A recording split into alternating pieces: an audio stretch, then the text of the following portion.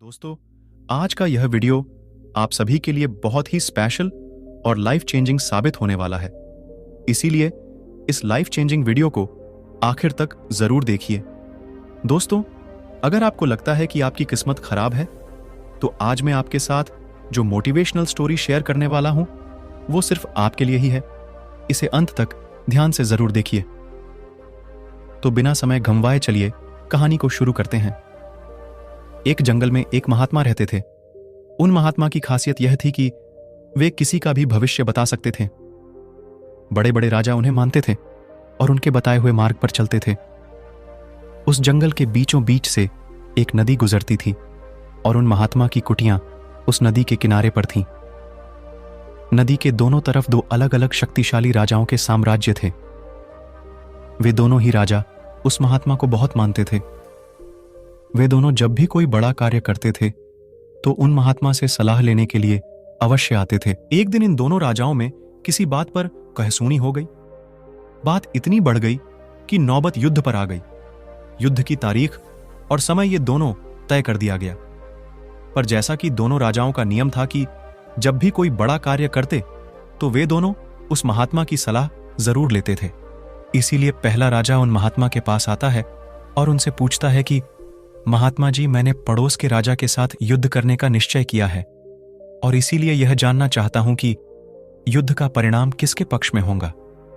वे महात्मा कहते हैं कि यदि तुमने युद्ध किया तो तुम्हारी हार निश्चित है। फिर वो राजा महात्मा जी से पूछता है कि क्या जीतने का कोई भी उपाय नहीं है। वे महात्मा कहते हैं कि यदि युद्ध किया तो हार निश्चित है। फिर वह राजा कहता है कि तलवार म्यान से निकल चुकी है, अब युद्ध टलेगा तो नहीं, जो होगा देखा जाएगा। फिर वो राजा उसी समय वहां से चला जाता है और अपने सेना से जी तोड़ मेहनत करने के लिए कहता है। सभी सैनिक राजा की आज्ञा मानकर जी तोड़ मेहनत करने के लिए लग जाते हैं। दूसरे दिन दूसरा राजा उन महात्मा के पास आ जाता है और उनसे पूछता है कि महात्मा जी, मैं पड़ोस के राजा के साथ युद्ध करने के लिए जा रहा हूं, इसीलिए मैं इस युद्ध का परिणाम जानना चाहता हूं कि युद्ध किसके पक्ष में रहेगा। वे महात्मा कहते हैं कि निसंदेह जीत तुम्हारी है और उस राजा के पास तुम्हें हराने का कोई उपाय नहीं। उन महात्मा की बात सुन वो राजा बहुत ही ज्यादा प्रसन्न हो जाता है और सीधा जाकर अपनी सेना को यह खुशखबरी सुनाता है कि युद्ध में उनकी जीत पक्की है। ये बात सुनकर उस राजा के सैनिक भी बहुत खुश हो जाते हैं और युद्ध की तैयारियों में लग जाते हैं। समय बीतता है और युद्ध का दिन आ जाता है। रणभेरियां बजाई जाती है और युद्ध शुरू हो जाता है।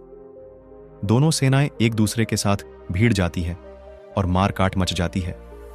देखते ही देखते जिस पहले राजा की हार निश्चित थी, वे दूसरे राजा की सेना को ढेर कर देती है और पहला राजा वो युद्ध जीत जाता है जिसे उन महात्मा ने कहा था कि वो युद्ध हारेगा। युद्ध जीतने के बाद वो पहला राजा उन महात्मा के पास चला जाता है और उनसे पूछता है कि महात्मा जी, आपने तो कहा था कि मैं तो वो युद्ध हार जाऊंगा, लेकिन मैं तो युद्ध जीत गया। आपकी भविष्यवाणी गलत कैसे निकली। फिर वे महात्मा उस राजा से कहते हैं कि मैंने तो वो कहा था जो तुम्हारे भाग्य में लिखा था, लेकिन तुमने अपने कर्म से अपने भाग्य को बदल दिया।